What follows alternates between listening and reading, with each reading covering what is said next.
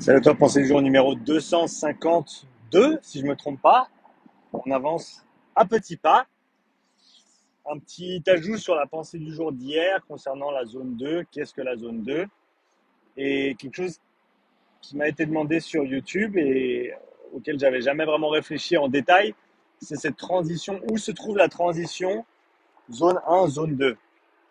Et c'est une question que j'avais posée sur Twitter il y a un petit moment. J'avais pas vraiment eu de bonne réponse.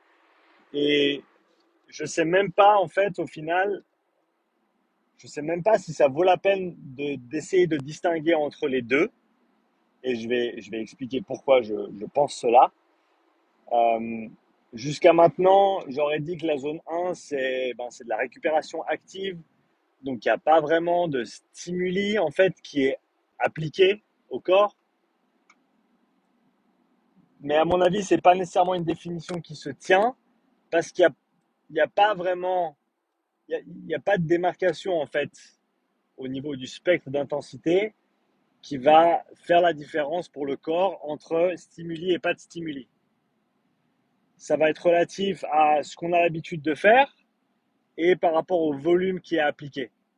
Et ça, je pense que c'est peut-être la chose la plus importante à relever sur ce zone 1, zone 2, dans un modèle à 5 zones ou plus, on est d'accord. Donc, domaine d'intensité modéré, tout ce qui se passe sous le premier seuil, eh ben, je ne sais pas si ça vaut la peine de différencier en fait. Parce qu'un Niels van der Poel qui a un premier seuil, je pense, aux alentours des 350 watts, voire un petit peu plus. Si tu as l'info là-dessus, n'hésite pas à la partager dans les commentaires. C'est en tout cas la meilleure estimation que j'ai pu trouver. Donc un premier seuil à 350 watts, oui, je sais, c'est abominable. Euh, et qui fait ses sorties de 6-7 heures et pour ceux qui n'ont pas de contexte là-dessus, allez voir la revue de journal d'entraînement que j'ai fait.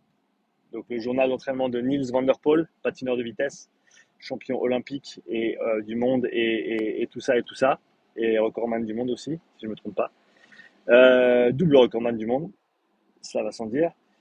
Voilà, sur ces sorties de 6-7 heures, et ben en zone 1, entre guillemets, à 260 watts, et ben c'est pas comme si le 260 watts, il lui faisait rien parce qu'on avait décidé que c'était de la zone 1. Non, c'est juste qu'il va accumuler tellement de volume, et parce que de la zone 2, ce serait juste trop taxant au niveau physiologique, et donc il va faire de la zone 1, mais c'est pas pour autant que cette zone 1 a pas d'effet en fait. Donc c'est pas, y a pas vraiment d'intensité à mon avis qui est trop. Alors oui, il y a une intensité qui est trop basse, mais et je sais pas si c'est un pourcentage de deuxième seuil qu'on doit utiliser pour délimiter entre du volume qui est peut-être pratique ou pas.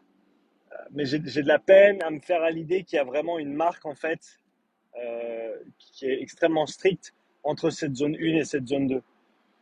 Donc, peut-être que d'être conscient. Alors, parce que le souci, c'est, à mon avis, que les gens se disent ben ouais, mais je ne veux pas m'entraîner trop bas. Si je fais de la zone 2 et puis que d'un coup je vais trop bas, et ben je suis plus en zone 2 et puis ben il n'y a plus les trucs qui se passent en zone 2. Mais voilà, encore une fois, je pense que c'est toute une histoire de temps. Si tu as plus de temps à y dédier, tu peux te permettre d'aller un petit peu plus bas. Si tu as un peu moins de temps à y dédier, tu resteras un petit peu plus proche de ton premier seuil, mais on s'entend bien. Proche, ça ne veut pas dire dessus, ça ne veut pas dire juste avant. Ça veut dire que tu te donnes une bonne marge de manœuvre, 5 battements, 10 watts, que tu vas essayer de ne pas dépasser, qui est en dessous de ton premier seuil. Parce que le premier seuil, ça ne sert à rien de travailler juste en dessous. Il vaut mieux être loin et accumuler plus de temps et plus de volume.